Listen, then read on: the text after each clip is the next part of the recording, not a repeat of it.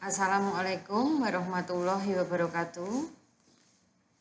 Selamat siang anak-anak, selamat bertemu kembali dengan Bu Tintin yang akan kembali mengajar menyampaikan materi tentang sistem pencernaan, di mana untuk sistem pencernaan kali ini itu akan membahas kebutuhan dan kegunaan nutrisi yang masuk di dalam tubuh kita ya.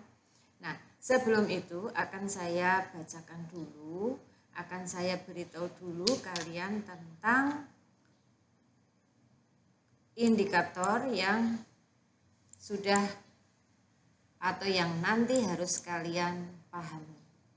Yang pertama di sini adalah mengidentifikasi jenis-jenis bahan makanan serta kandungan bahan makanan dalam kehidupan sehari-hari melalui uji makanan. Ya. Kemudian yang kedua, nanti akan menjelaskan fungsi dari bahan makanan. Yang ketiga, ini adalah menganalisis kebutuhan energi sehari-hari. Yang keempat, menyebutkan organ-organ dalam sistem pencernaan manusia. Kemudian yang kelima akan menjelaskan keterkaitan struktur organ pencernaan dan fungsinya. Sedangkan yang keenam nanti akan menjelaskan proses pencernaan pada manusia. Nah, dari sini kalau yang lalu kalian sudah mempelajari tentang struktur dan fungsi jaringan pada tumbuhan, maka untuk pertemuan kali ini kita mulai membahas pada sistem yang ada pada manusia. Nah, di sini yang akan kita bahas adalah khusus tentang sistem pencernaan. Nah, indikator pencapaian kompetensi keterampilannya nanti kalian bisa menyelidiki kandungan nutrisi pada makanan. Kemudian yang kedua, menyelidiki kandungan vitamin C pada berbagai jenis buah. Nah, untuk yang di sini kandungan vitamin C pada berbagai jenis buah ini nanti bisa dilewati karena yang tidak memungkinkan kita untuk melakukan ini ya. Kemudian yang ketiga, nanti kalian membuat model saluran pencernaan makanan ya, membuat model saluran pencernaan makanan. Sedangkan nanti yang terakhir adalah menyelidiki terjadinya proses pencernaan mekanik dan kimiawi. Ya.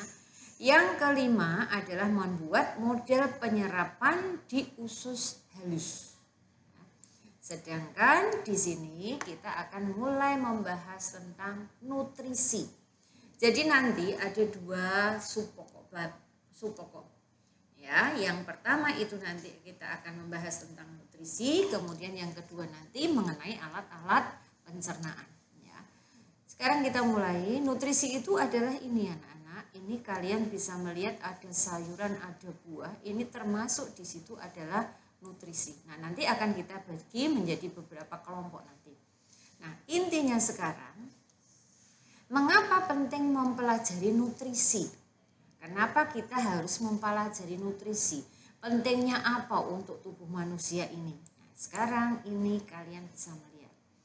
Karena akan membantu memilih makanan yang sehat setelah kamu mengetahui nutrisi yang dibutuhkan oleh tubuh. Jadi intinya, kenapa kita mempelajari nutrisi? Karena membantu kita memilih makanan yang sehat setelah kamu mengetahui nutrisi yang dibutuhkan oleh tubuh. Kemudian kita akan melanjutkan pada identifikasi bahan makanan pada produk kemasan. Nah, di sini kalian siapkan, di situ yang di rumah kalian hampir semuanya ada ya ini ya untuk mie instan ini. Kalian cari saja mie instan atau bungkusnya yang di situ bebas, tidak melihat mereknya. Yang penting di sini adalah mie instan atau bisa kalian gunakan yang lain yang biasa kalian konsumsi sehari-hari. Nah, pada makanan kemasan ini, pada produk makanan kemasan ini kita akan lihat ada apa di dalam komposisi itu. Sekarang kita lihat di situ. Nah, kalian lihat pada halaman 157. Coba lihat pada halaman 157 anak-anak. Di mana di halaman 157 Kalian bisa lihat di situ adalah identifikasi bahan makanan ya, pada produk kemasan. Nah, pada produk kemasan. Di situ yang akan kita gunakan adalah kemasan produk mie instan. Kemudian bekerjalah dengan teman sekelompokmu. Jelas ini kita tidak bisa, ini kalian harus bekerja sendiri. Kemudian amati bagian komposisi bahan makanan yang ada pada produk yang kamu bawa tersebut. Kemudian tuliskan bahan-bahan itu. Nah, di sini misalkan nama produk itu adalah tadi mie goreng, ya, mie goreng di situ atau mie mie instan di situ. Nah, pada mie instan ini bahan utama penyusunnya apa di situ? Atau bahan utama penyusun mie instan itu apa kamu tulis di sini. Nah, kemudian kandungan zat makanannya apa? Coba kalian kerjakan dulu. Atau kalau tidak, kalian baca saja nama produk jelas. Bahan utama penyusun produk kalian bisa melihat di situ. Ya, kemudian kandungan zat makanan apa saja ada di sana. Tertulis kan di situ. Nah, dari situ kalian bisa melihat hasil identifikasi. Dari hasil identifikasi itu yang pertama, pertanyaan yang pertama, apakah makanan-makanan instan tersebut cukup untuk memenuhi gizi harian kamu? Bagaimana anak-anak? Setelah kamu melihat mie instan, kandungan mie instan itu kira-kira cukup tidak memenuhi gizi harian kamu? Ya, jawabannya tentunya belum, ya kan? Kemudian yang kedua, di situ pertanyaan yang kedua, bagaimana caranya agar kamu dapat memenuhi kebutuhan gizi harian kamu? Nah, bagaimana caranya di situ anak-anak?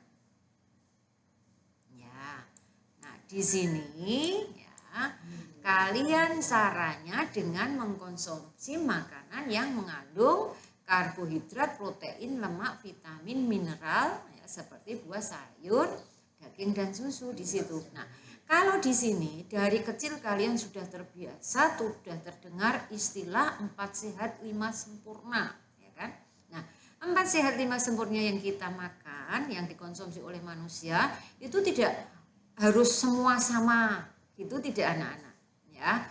Jumlahnya sama tidak. Ini disesuaikan dengan kebutuhan dari masing-masing manusia, ya. Sekarang kita lihat di situ.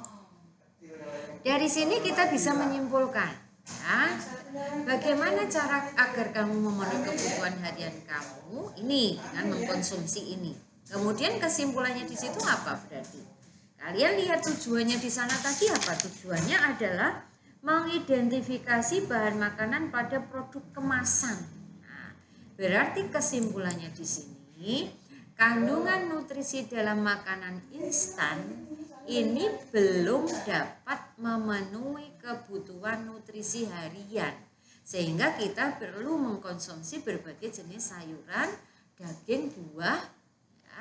Kemudian di sini bisa kalian lihat ada beberapa yang lain yaitu susu di situ. Ya, jadi kalau kita setiap hari kita hanya mengandalkan dari mie instan, jelas tidak memenuhi gizi harian. Kemudian bagaimana cara memenuhi? Itu dengan mengkonsumsi makanan yang mengandung ini tadi.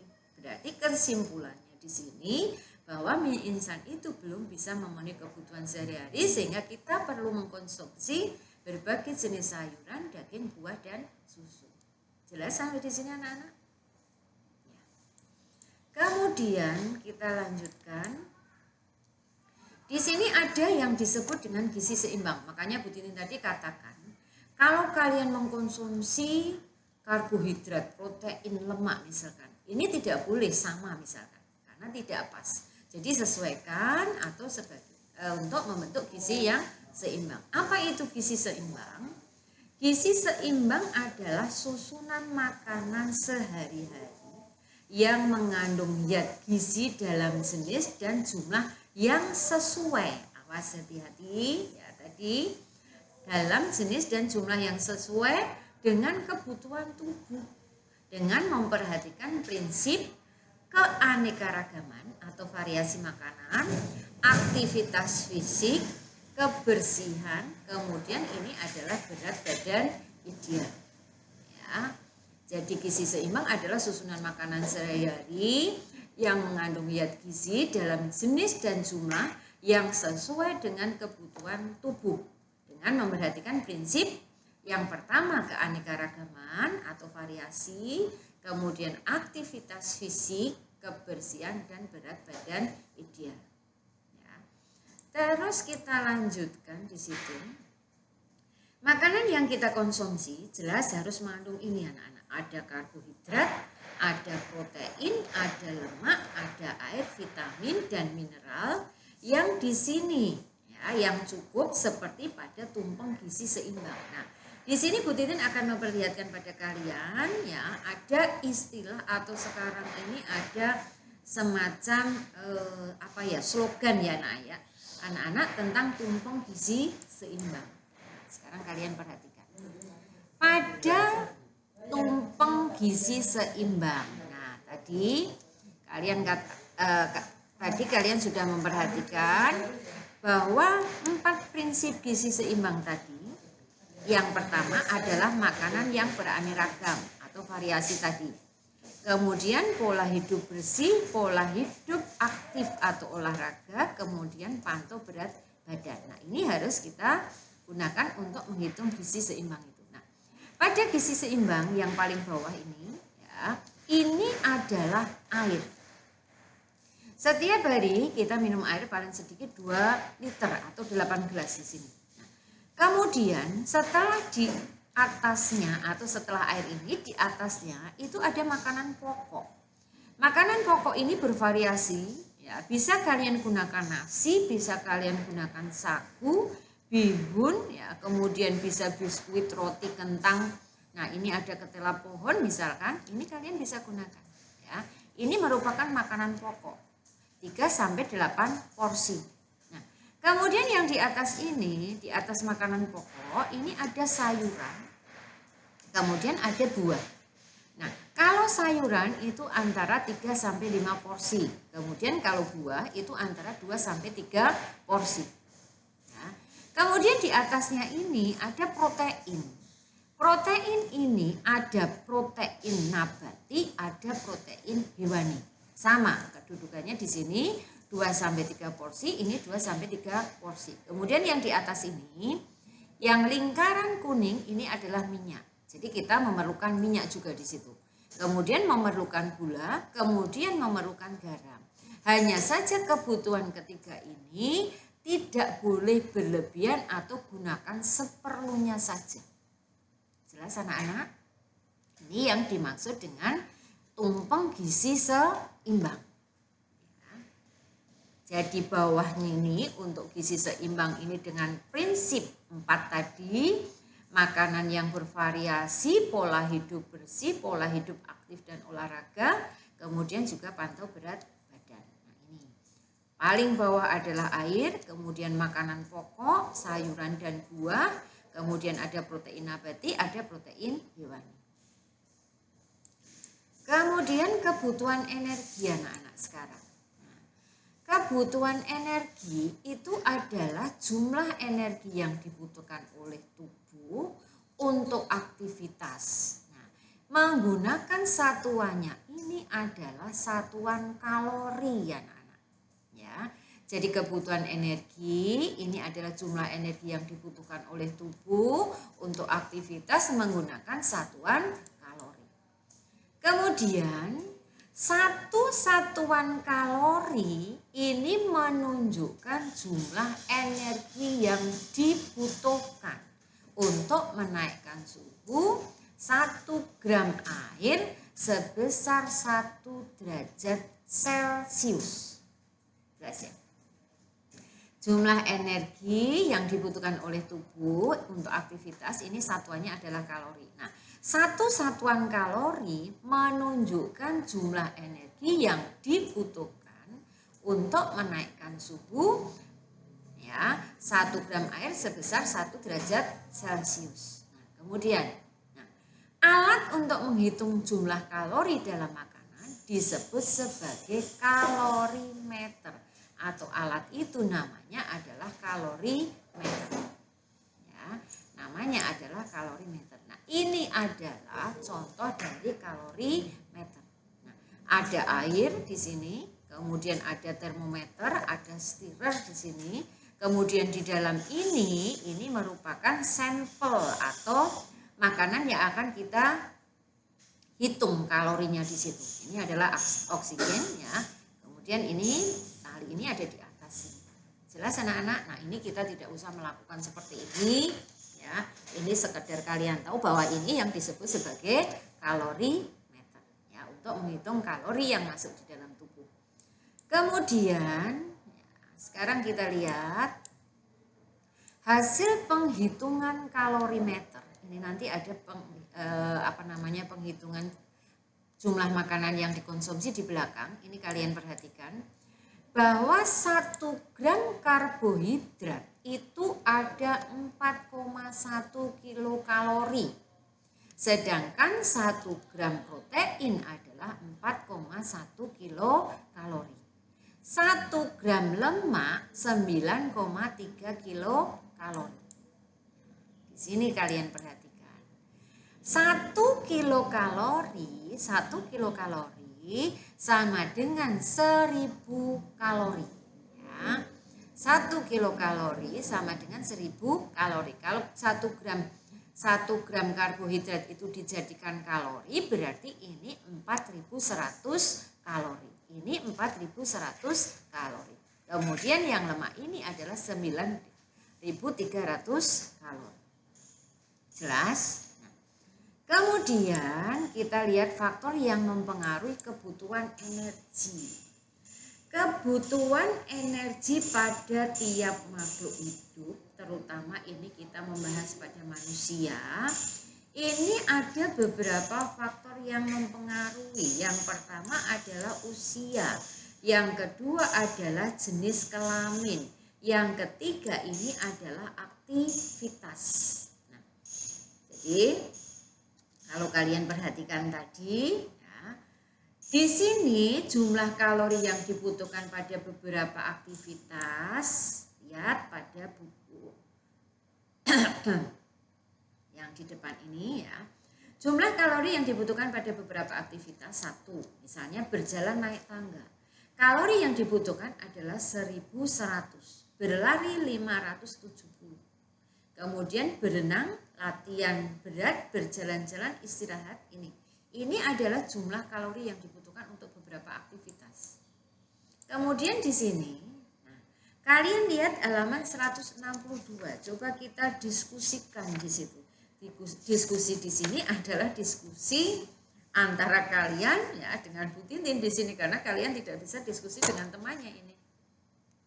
Sekarang kalian lihat pada halaman 162 anak-anak. Berikut ini adalah beberapa hal yang dapat kamu gunakan untuk menghitung kebutuhan diet harianmu.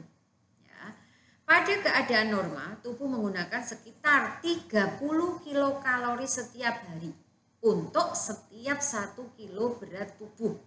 Nah, kalau berat tubuh kalian misalkan 40, berarti 40 dikalikan 30 kilokalori setiap harinya. Nah, kamu harus mengkonsumsi sekitar 3.500 kilokalori untuk menyimpan, ya, 500 gram atau setengah kilo lemak. Contoh di situ. Nah, sekarang kalian lihat contoh yang ada di sini. Satu contoh berat badan 35 kilo. Ya, kilogram di sini. Untuk menjaga berat badan konstan, kalori yang dibutuhkan adalah sebesar 35 kilogram dikalikan 30 kalori per hari.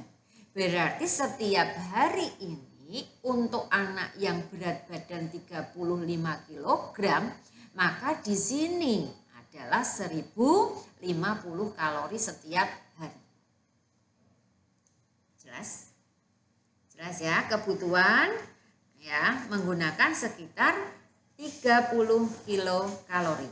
Nah, terus jika ingin meningkatkan 1 kilogram berat badan, ya, berarti ini 7.000 kalori selama 7 hari, maka kamu harus meningkatkan kalori yang masuk di dalam tubuh sekitar 7.000 kalori dibagi 7 hari, kemudian sehari ini didapatkan 1.000 kalori tiap hari. Nah, jadi kalau kalian nanti misalkan akan meningkatkan berat badan, ya, 1 kilo berat badan ini adalah 7.000 kalori, ya, selama 7 hari, maka di sini ini harus menaikkan kalori di dalam tubuh kalian seharinya adalah 1.000 kalori tiap hari. Kalau ingin menurunkan 1 kilogram berat badan, ya, 1 kilogram berat badan, maka di sini selama 7 hari itu sama, kamu harus mengurangi 1.000 kalori tiap hari. Kalau ini untuk menambahkan 1 kilo berat badan, ini untuk mengurangi 1 kilo berat badan. Jelas? Jelas ya? Ya, pahami dulu.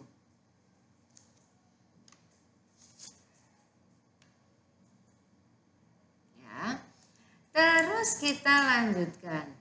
Beberapa kegiatan yang dapat dilakukan untuk menurunkan berat badan dengan membakar 1.000 kalori setiap harinya. Ini bisa dengan ini bisa berlari, kemudian bisa memperbanyak jalan kaki, bisa mengurangi makanan manis, kemudian bisa mengurangi porsi nasi yang dimakan. Ini kalau digunakan untuk membakar 1.000 kalori atau mengurangi berat badan 1 kilogram. Ya. Kemudian sekarang kita lanjutkan di situ. Pada halaman 163. Ya, 163. Kalian bisa melihat, coba ayo kita selesaikan dulu di situ. Di situ kebutuhan energi sehari-hari. Perhatikan pada buku kalian anak-anak. Di sana jenis kelaminnya adalah perempuan dan laki-laki. Di situ umurnya dari umur yang pertama 19 sampai 13 tahun. Kemudian di sini ada sampai dengan 50 tahun ke atas. Kemudian kebutuhan energi dalam kilokalori ya di sana ya berdasarkan aktivitas. Kalau aktivitas ringan, ya, misalkan perempuan umur 9 sampai 13 tahun itu 1.600. Kalau ini aktivitasnya sedang 1.600 sampai 2.000. Kalau aktivitasnya berat ini adalah 1.800 sampai 2.200. Nah, kalau laki-laki perhatikan anak-anak, tentunya di sini lebih banyak ya, kebutuhan energinya lebih banyak daripada perempuan di situ. Kemudian di bawahnya ada tingkat aktivitas. Satu contoh, aktivitas ringan itu adalah penjual dalam ruangan, ada pegawai kantor, ibu rumah tangga, ini aktivitas ringan. Nah, aktivitas yang sedang ada guru, penjual di luar ruangan, ada perawat. Aktivitas berat misalnya pekerja bangunan, buruh, olahragawan di situ. Nah, kemudian daftar menu makanan dan perkiraan energi, misalnya di situ sayur. Satu contoh kita ambil sop tomat. 1 mangkok sop tomat itu jumlah energinya adalah 110 kilokalori. Nah, ini sampai dengan bayam di situ. Nah, kemudian pada lauk pauk ada ayam goreng, ikan tuna, apel dan telur goreng ini ya. Nah, ini kalian bisa lihat variasi jumlah energi yang dikeluarkan. Kalau ayam goreng 307 di situ. Misalkan kalau telur goreng itu 102, tahu goreng hanya 35 misalkan. Nah, kemudian buahnya itu kamu bisa melihat buah apel dengan buah jeruk, nasinya di sana antara nasi putih nasi goreng, ya, kemudian ini teh, minuman teh dan susu, kue di sana kamu bisa melihat. Nah, sekarang ini ada semacam satu masalah, satu kasus di situ anak-anak. Dayu adalah pelompat tinggi usianya 19 tahun. Pada hari ini Dayu sudah makan dengan asupan energi sebesar 1.700 kilokalori. Kebutuhan energi setiap hari itu adalah 3.000 kilokalori. Jadi kekurangan asupan energi pada hari itu berapa anak-anak? Ya. Pada hari itu berapa di sini? Setiap harinya ada 3.000. Dia sudah 1.700. Nah, maka di sini pada hari itu Dayu masih kurang 1.300. Masih kurang 1.300 kalori. Kemudian karena Dayu tidak ingin kurang 500 kilokalori atau lebih dari 500 kilokalori, maka rentang kalori yang dibutuhkan itu adalah ini. Kalori minimal itu adalah ini 1.300 kilokalori dikurangi 500, maka ini ada 800 kilokalori. Nah, kalori maksimal, nah ini 1.300 ditambah 500, ada berapa di sana? 1.800 kilokalori di situ. Nah, ini kalau kita perhatikan, di situ hasil diskusinya. Coba perhatikan di sana. Ya, bantulah Dayu untuk mengambil keputusan menu makanan yang sebaiknya dia beli di warung tersebut. Misalnya, Dayu mengkonsumsi sup tomat 1 mangkok, ayam goreng, kemudian apel, nasi putih, teh. Nah, masing-masing ini akan menghasilkan jumlah kalori 1183. Ya, 1183. Nah, sekarang di sini tadi jumlah asupan sebelumnya ya berarti.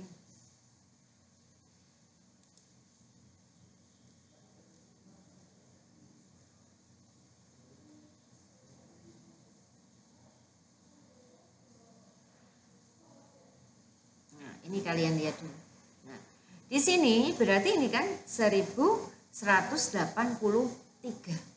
Nah, di sini tadi kalau kalian melihat 1183 ya, 1183 berarti ini lebih dari 800 kurang dari 1.800. Berarti tengah-tengah kan ini anak-anak? Ya, tengah-tengah. Berarti ini adalah rentang kalori yang dibutuhkan oleh Dayu untuk memenuhi kalorinya sehari-hari, di mana Dayu itu tidak mau kurang berat tubuhnya ataupun lebih berat tubuhnya. Ya, jelas? Jelas sekarang. Nah, ini tadi. Nah, ini tadi ya, kalian bisa perhatikan kalau yang maksimal tadi 1.800 ya. Kalau yang minimal tadi adalah 800, maka ini di tengah-tengah kan?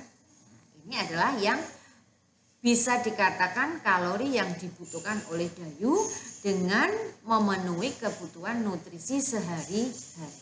Ya. Kemudian kita lanjutkan untuk hasil diskusi yang kedua. Nah, jumlah asupan energi Bapak Badu sebagai guru usianya 45 tahun adalah ini anak. 2.400 sampai 2.600. Lihat pada buku kalian. Ya, laki-laki umur ya 31 sampai 50 ya, berarti karena itu 45, maka di sana aktivitasnya Bapak Badu sebagai guru, berarti aktivitasnya adalah sedang. Ya, berarti aktivitasnya sedang.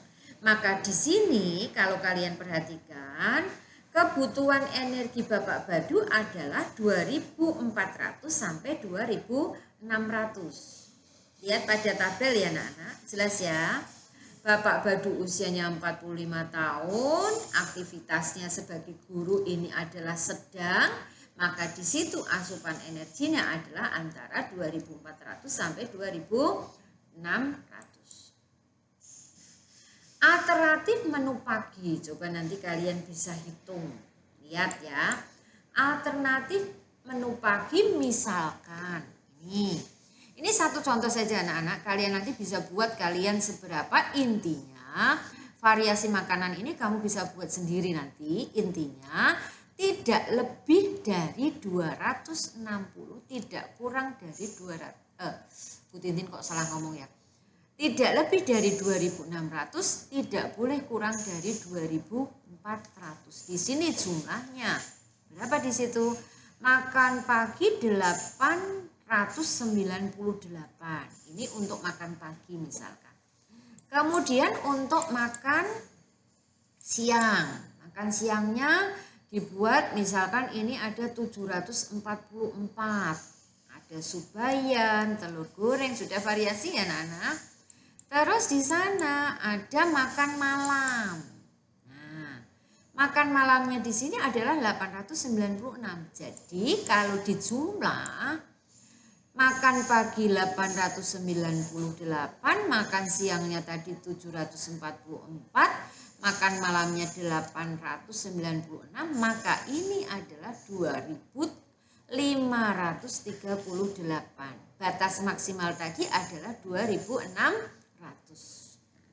Jelas ini anak-anak. Nah, ini adalah penghitungan nutrisi untuk kebutuhan gizi pada manusia, di mana ada beberapa faktor tadi. Ada faktor jenis kelamin, ada faktor usia, ada jenis kegiatan. Selanjutnya ini adalah jenis nutrisi anak-anak.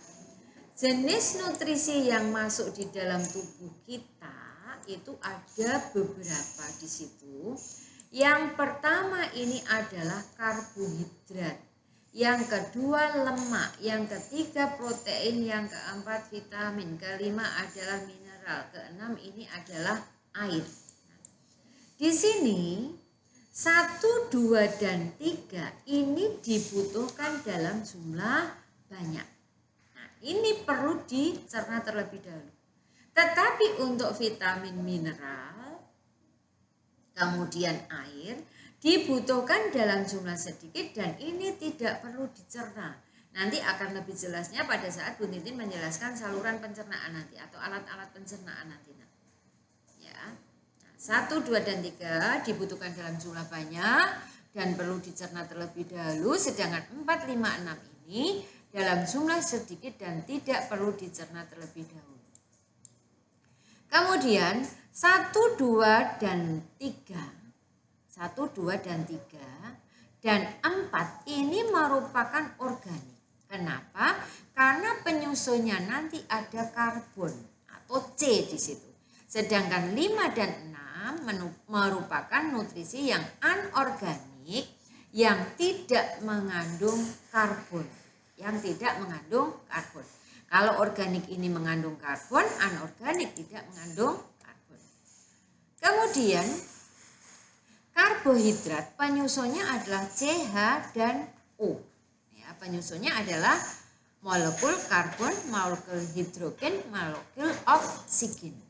Ya. Kemudian sumber utama di sini karbohidrat ini sebagai sumber utama di dalam tubuh kita. Terus di sini 1 karbohidrat itu menghasilkan 4,1 kilokalori. 1 gram karbohidrat yang masuk di dalam tubuh kalian ini menghasilkan 4,1 kilokalori.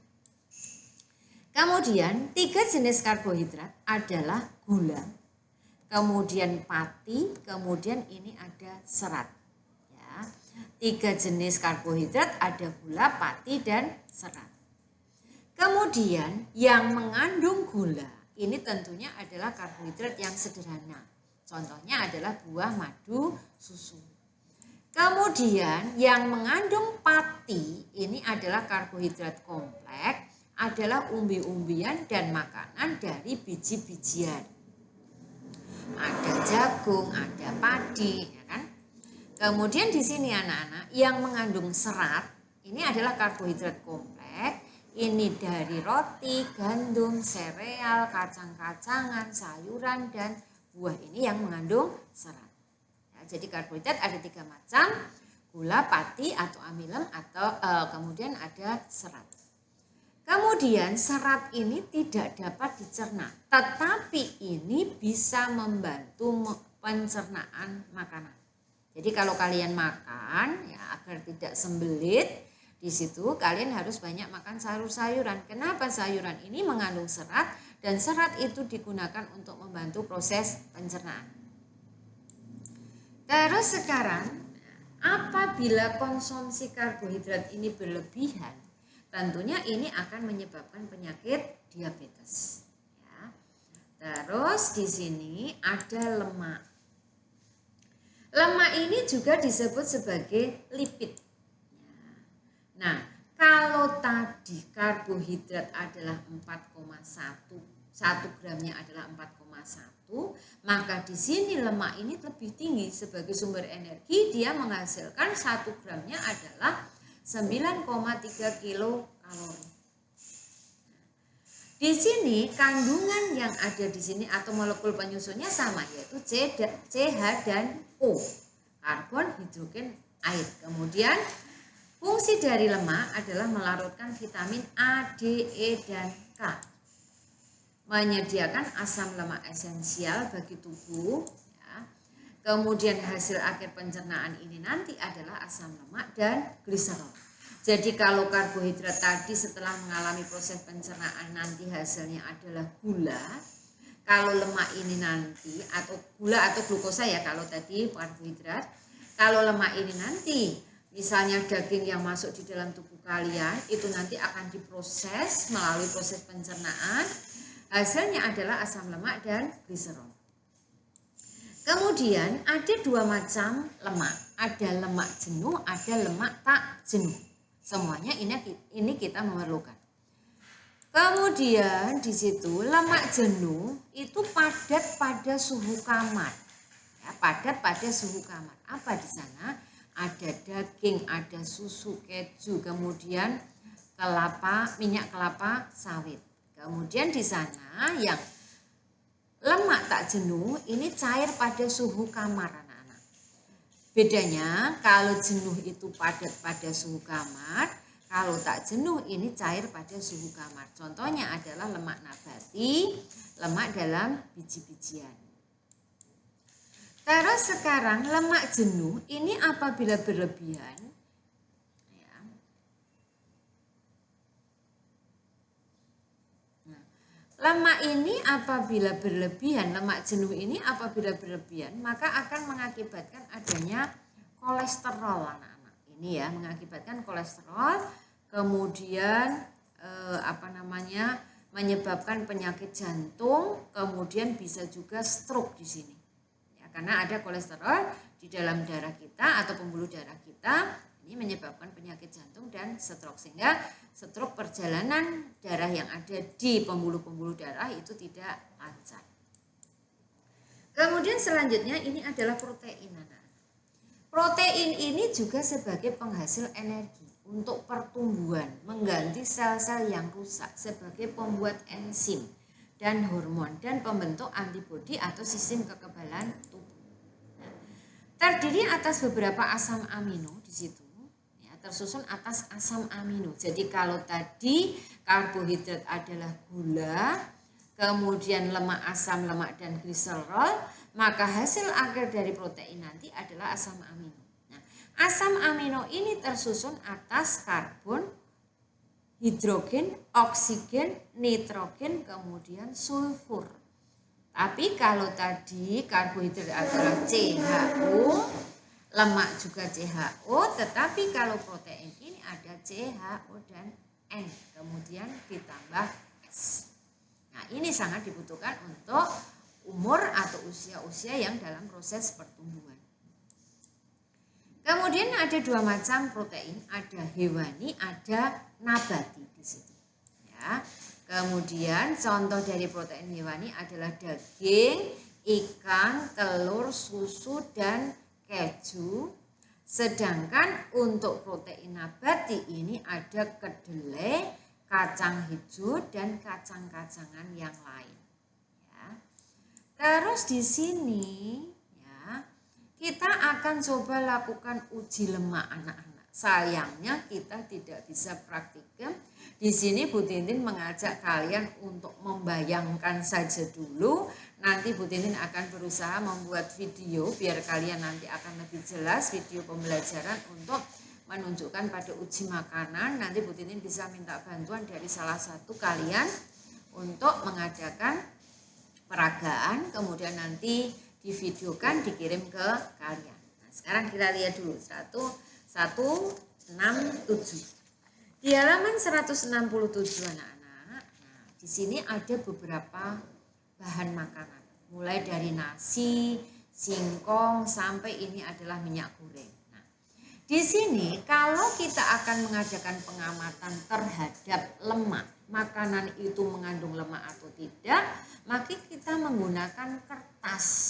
Kertas ini bisa kalian gunakan kertas buram, bisa kalian gunakan kertas HVS. Nah, kalau kertas buram itu kamu olesi nasi, ya, kamu olesi nasi, di situ menghasilkan transparan, nah, maka nasi itu mengandung lemak. Tetapi kalau tidak transparan, berarti nasi itu tidak mengandung lemak. Nah, nanti kalian bisa coba di rumah coba. Di rumah pasti semua ada nasi, ya. Kemudian ada keripik, keripik itu entah apa saja, keripik boleh diganti dengan kerupuk juga boleh, kacang juga boleh di situ. Kemudian ada apel, ada buah, buah silakan bebas. Kemudian juga kalian cari sayuran juga bebas. Kemudian nanti ada minyak goreng. Nah, coba kalian praktekkan di rumah nanti. Ya, kalian praktekkan di rumah. Ada kertas buram ya, atau HVS. Kemudian kamu oles-oleskan di situ anak-anak. Misalkan ada kertas, bentar, Bu Tintin ambil contoh.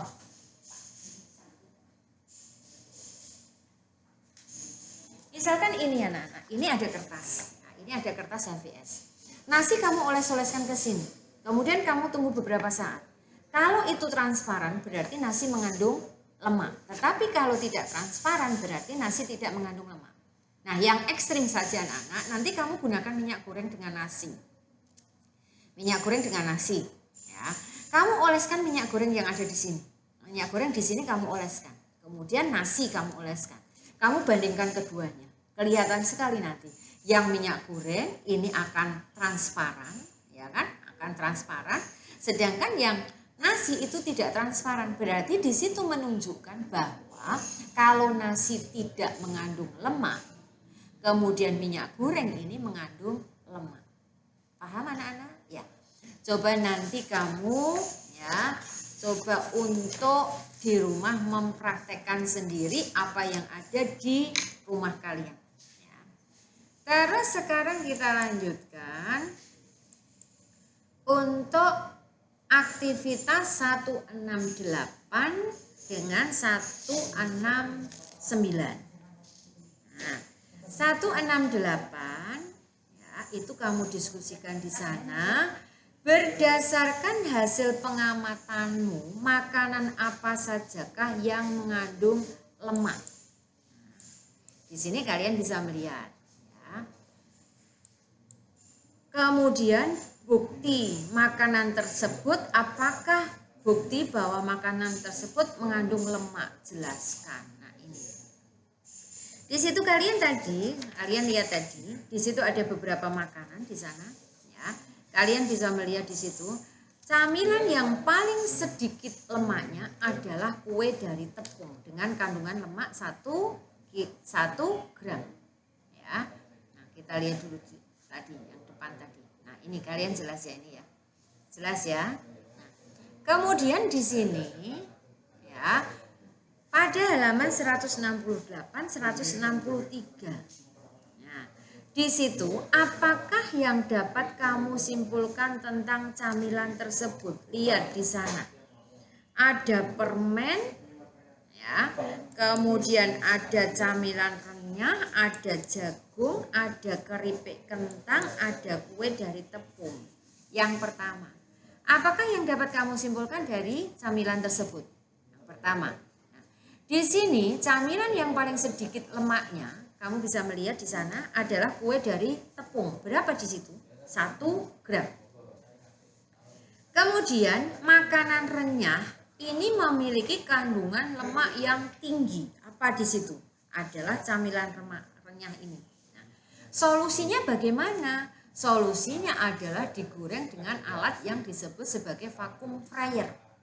Vacuum fryer ini adalah cara menggoreng ya, di hampa udara untuk mengurangi kandungan lemak, atau bisa juga dikatakan menggoreng tanpa lemak tetapi juga di sini mengurangi kandungan lemak.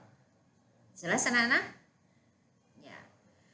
Terus sekarang, nah ini adalah gambar dari vacuum fryer. Ini ada di pabrik-pabrik ya. Misalnya kalau kalian makan ini ada keripik ketela, keripik kentang ya, makanan-makanan yang sering kalian konsumsi ini disebut sebagai vacuum fryer ya. Kemudian, nah ini adalah uji makanan. Di sini Bu Tintin sedihnya di situ kalian tidak bisa mengadakan uji makanan. Uji makanan ini harus kita lakukan di laborat ya.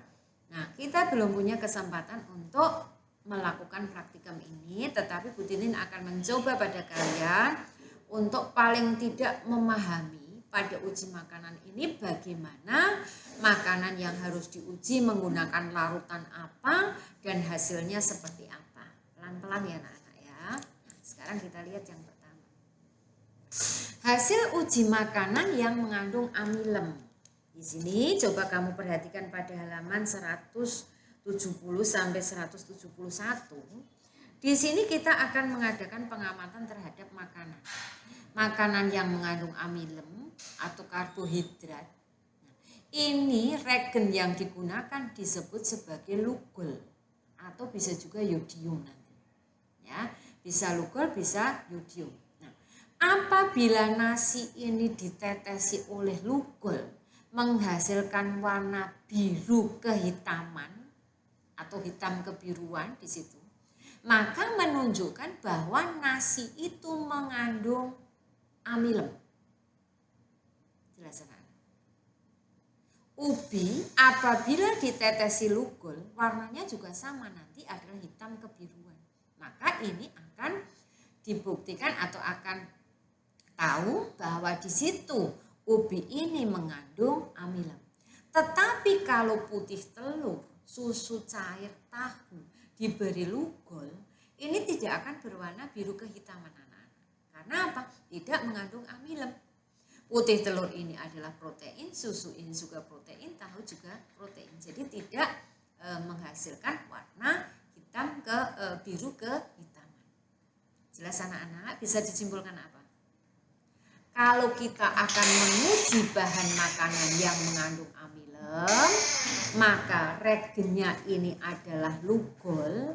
Warna atau hasil yang dihasilkan nanti, warna yang dihasilkan itu nanti adalah biru kehitaman.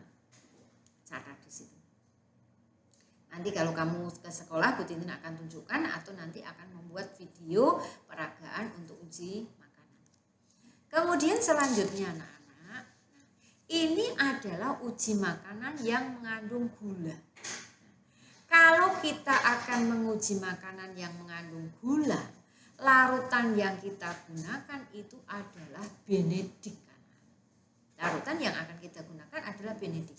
Hanya saja di sini tidak langsung bisa ditetesi menghasilkan warna, tetapi ini harus mengalami proses perebusan terlebih dahulu atau dididihkan terlebih dahulu atau dipanaskan terlebih dahulu.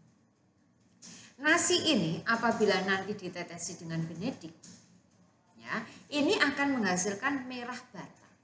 Berarti nasi ini mengandung gula.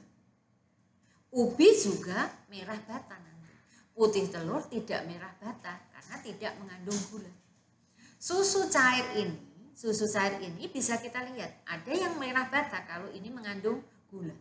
Tahu ini tidak akan berwarna merah bata karena mengandung protein. Jadi intinya kalau kita akan menguji bahan makanan yang mengandung gula, regennya adalah benedik, warna yang dihasilkan adalah merah bata atau oranye. Paham ya? Nah, terus kemudian uji makanan yang mengandung protein. Kalau uji makanan yang mengandung protein ini regennya namanya adalah biuret. Nah, nasi ini apabila ditetesi biuret tidak akan berwarna ungu. Tetapi kalau putih telur, kemudian susu cair, kemudian tahu ditetesi larutan biuret atau regen biuret, nanti warnanya akan ungu. Itu menunjukkan bahwa putih telur, susu cair, tahu itu mengandung protein. Jelas? Jadi intinya makanan yang mengandung protein apabila ditetesi menggunakan larutan regen hasilnya adalah ungu. Ya, tetapi kalau tidak, itu tidak menghasilkan warna ungu. Kemudian ini ada vitamin anak-anak. Vitamin itu di dalam tubuh kita dibutuhkan dalam jumlah yang sedikit, sama seperti halnya mineral air. Tetapi sangat diperlukan oleh tubuh karena ini adalah untuk mengatur fungsi tubuh. Mencegah beberapa penyakit, kemudian 2 macam vitamin itu, ada yang larut dalam air itu adalah B dan C, yang larut dalam lemak itu adalah A, D, E, dan K. Ya. Vitamin D terbentuk dengan bantuan sinar matahari. Ya, dari provitamin D menjadi vitamin D di kulit. Ya. Jadi awalnya vitamin D itu dari provitamin D. Ya. Kemudian tabel vitamin ini kalian nanti bisa melihat sendiri di buku ya anak-anak. Vitamin A manfaatnya untuk apa, sumbernya apa, B, kemudian C dan selanjutnya ini dari SC kalian sudah pernah dapat yaitu ya. Nah, ini adalah pengetahuan umum.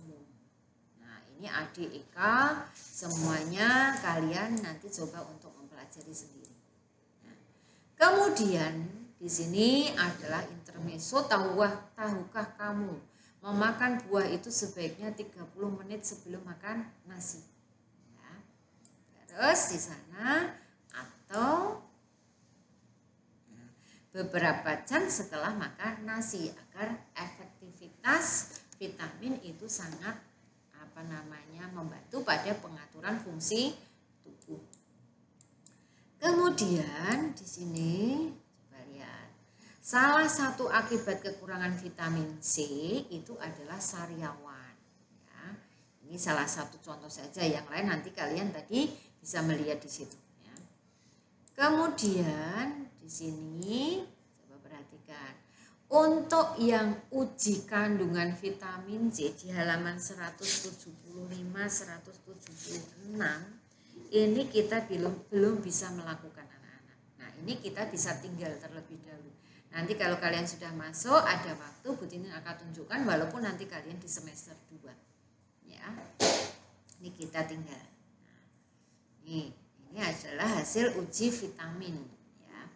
Kalau vitamin A misalkan isinya jambu biji, tetesan iodinya sampai berubah warna itu 8 dan seterusnya. Ini kita tinggal saja. Kemudian selanjutnya adalah mineral. Mineral ini berfungsi dalam proses pembangunan sel. Nah, membantu reaksi kimia tubuh, mengangkut oksigen ke seluruh tubuh, ya, kemudian pembentukan dan pemeliharaan tulang. Beberapa mineral dibutuhkan, ada yang dalam jumlah sedikit, kemudian ada yang dibutuhkan dalam jumlah banyak. Ya. Terus di sana ini ada tabel mineral, sama dengan vitamin tadi, kalian bisa pelajari sendiri di situ. Ca ini adalah untuk pembentukan tulang gigi, kerjat, ya. Kemudian sumbernya dari mana? Ya. Nanti kalian bisa pelajarin sendiri ya anak-anak ya. Terus sekarang, nih. Ini Fe, I, C. Nah, sekarang adalah air. Air ini adalah pembentuk sel dan cairan tubuh. Kemudian sebagai pengatur suhu tubuh. Kemudian sebagai pelarut zat-zat gizi lain dan membantu proses pencernaan makanan. Kemudian di sana sebagai pelumas dan bantalan, ya, minyak yang ada di dalam tubuh kalian.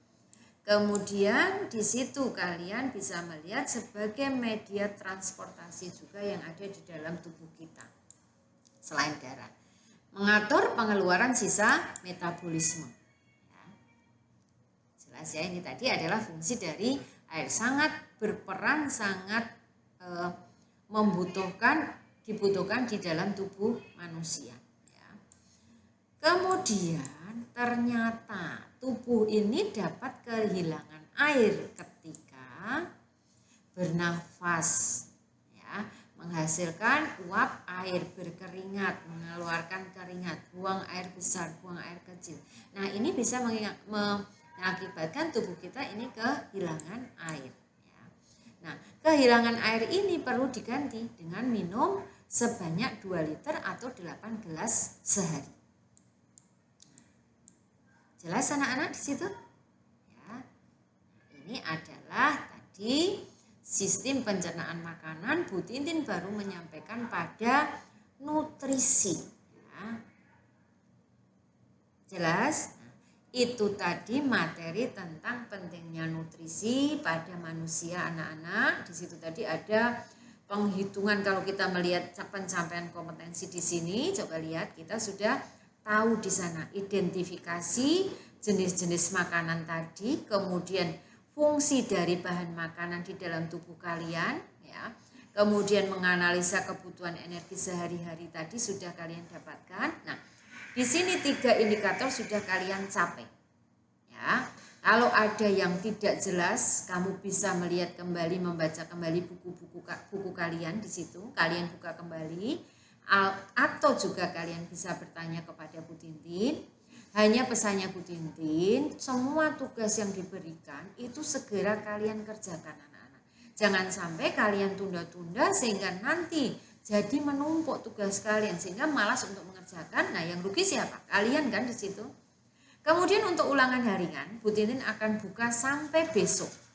Ulangan harian kemarin tentang fungsi dan jaringan pada tumbuhan masih dibuka sampai sekarang, akan saya tutup besok. Ya, besok itu hari Selasa tanggal 10 November 2020.